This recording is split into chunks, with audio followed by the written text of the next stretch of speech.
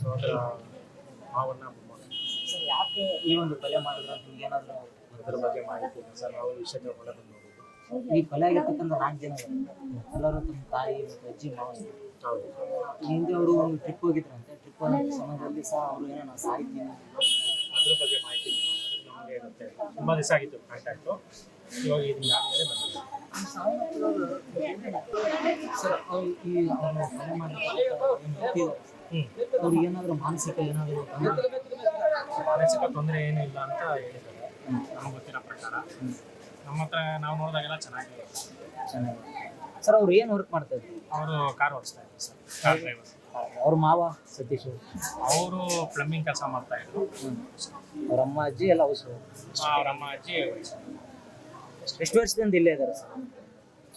ಇಲ್ಲಿ ಕೊಟ್ರೇಪಾಳ್ಯದಲ್ಲೇ ಇದು ಈ ಮನೆ ಮಾಡಿದ್ದು ಗೊತ್ತಿಲ್ಲ ನಮ್ಗೆ. ಇನ್ನೊಂದು ಮನೆಯಲ್ಲಿದ್ದು ಸುಮಾರು ವರ್ಷದಿಂದ 20 ವರ್ಷದಿಂದ ಇದ್ದಾರೆ ಸರ್. ಇದು ಸ್ವಂತ ಮನೆನೇ ಬಾಡಿಗೆ?